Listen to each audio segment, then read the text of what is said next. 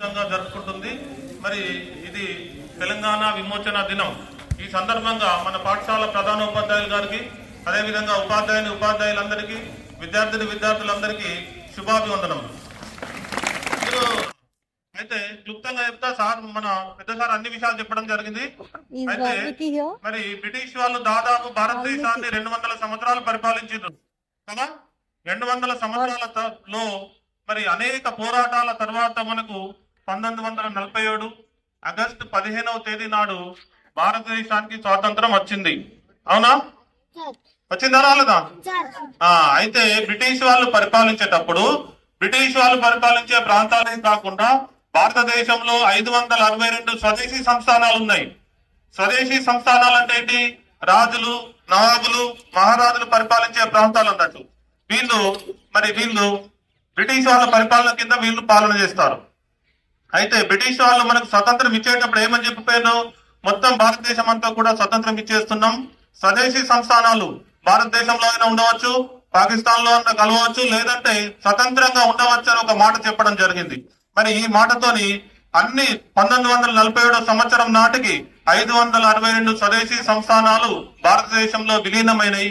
కొన్ని తప్ప జూనాగఢ్, హైదరాబాద్, మరి కాశ్మీర్, ఇటువంటి ముఖ్యమైన కొన్ని పెద్ద సంస్థానాలు స్వతంత్రంగా ఉన్నాయి. అయితే అందులో మన ప్రాంతంలో మనం నివసిస్తున్న హైదరాబాద్ రాష్ట్రం ఒకటి.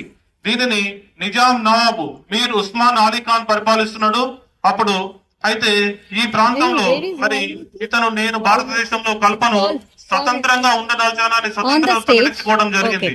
మరి అప్పుడు తెలంగాణ ప్రాంతంలో మరి భిన్నమైన పరిస్థితులు ఉన్నాయి.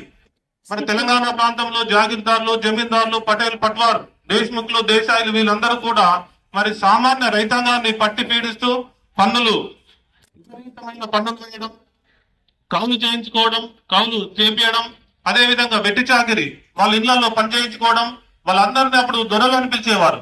వాళ్ళ ఇళ్లలో పని చేయించుకోవడం, ఎలాంటి డబ్బులు ఇవ్వకుండా పని చేయించుకోవడం, ఈ విధంగా భిన్నమైన పరిస్థితులు ఉండేవి. మరి ఇటువంటి సందర్భంలో మరి యావత్ భారతదేశానికి స్వతంత్రం వచ్చింది. మరి మాకు కూడా స్వతంత్రం రావాలని కాంగ్రెస్ పార్టీ తెలంగాణలో కూడా సమయంలో ఇంకొక వైపున మరి ముస్లింలు ఇత్తెహాదుల్ ముసల్మాన్ అనే ఒక పార్టీని, స్వచ్ఛంద సంస్థను పాటించి రజాకర్లు అనే పేరుతో మరి మారణకాండ కొనసాగించడం జరిగింది. మరి వాళ్ళు గ్రామాలలో తిరుగుతూ వీళ్ళందరినీ భయభ్రాంతులు చేస్తే స్వతంత్రం కోసం పోరాటం చేయరనే ఉద్దేశంతో ప్రజలను, ఊర్లను, గ్రామాలను తగలబెట్టడం, స్త్రీలను చెరబట్టడం, ఇంకా ఉన్న తెలంగాణ ప్రాంతంలో ఉన్న ప్రజలందరినీ కూడా భయభ్రాంతులకు, ఆందోళనలకు గురి చేయడం జరిగింది. మరి ఈ విధంగా ఉన్న సందర్భంలో మరి రైతులు, వృత్తి కూలీ వాళ్ళు, మరి కమ్యూనిస్టులు వీళ్ళందరూ కూడా స్వతంత్రం కోసం పోరాటం చేయడం జరిగింది. ఈ పోరాటంలో అనేక మంది దాదాపు 4000 మంది మరి ఈ తెలంగాణ స్వతంత్ర పోరాట యోధులు చనిపోవడం అనేది జరిగింది.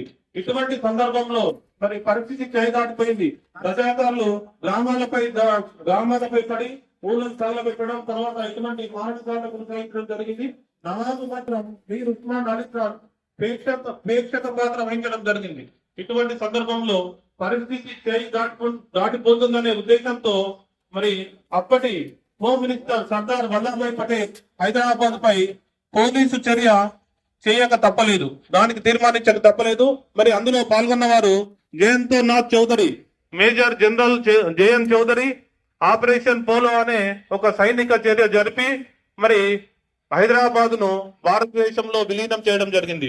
ఈ విధంగా భారతదేశ హోమ్ మినిస్టర్ సర్దార్ వల్లభాయ్ పటేల్ ఆధ్వర్యంలో ఈ ఉన్న సంస్థానాలన్నింటినీ కూడా మరి నయానో భయానో చెప్పి వినకుంటే పోలీసు చర్య జరిపి భారతదేశంలో విలీనం చేయడం జరిగింది. ఆ విధంగా మరి భారతదేశానికి 1947 ఆగస్టు 15 రోజు స్వాతంత్రం వస్తే మన తెలంగాణకు మాత్రం ఒక సంవత్సరం తర్వాత సెప్టెంబర్ 17, 1948 నాడు మరి స్వాతంత్రం రావడం జరిగింది. మరి ఈ పోరాటంలో రైతులు, వృత్తి కూలీ వాళ్ళు వీళ్ళందరూ కూడా మరి దున్నేవానిదే భూమి కోసం, భుక్తి కోసం, మరి బానిస సంఖ్యల విముక్తి కోసం అని చాలా మన మన హైదరాబాద్ నవాబ్ పై పోరాటం చేయడం వల్లనే మనకు స్వతంత్రం రావడం జరిగింది. ఈ విధంగా తెలంగాణ స్వతంత్రం కావడం జరిగింది, భారతదేశంలో విలీనం కావడం జరిగింది. మరి ఈనాడు మన రాష్ట్ర ప్రభుత్వం ప్రజా పాలనా దినోత్సవంగా జరుపుకుంటున్నాం. ఈ విధంగా మరి దీనికి గుర్తుగా మన జాతీయ పతాకాన్ని మనము మన పాఠశాలలో ఆవిష్కరించుకోవడం అనేది జరుగుతుంది. ఈ సందర్భంగా మరి నాకు ఇచ్చిన ఈ అవకాశానికి ప్రధానోపాధ్యాయులు గారికి, ఉపాధ్యాయులందరికీ కూడా ధన్యవాదాలు తెలుపుతున్నాను. మీ అందరికీ మరొకసారి శుభాకాంక్షలు.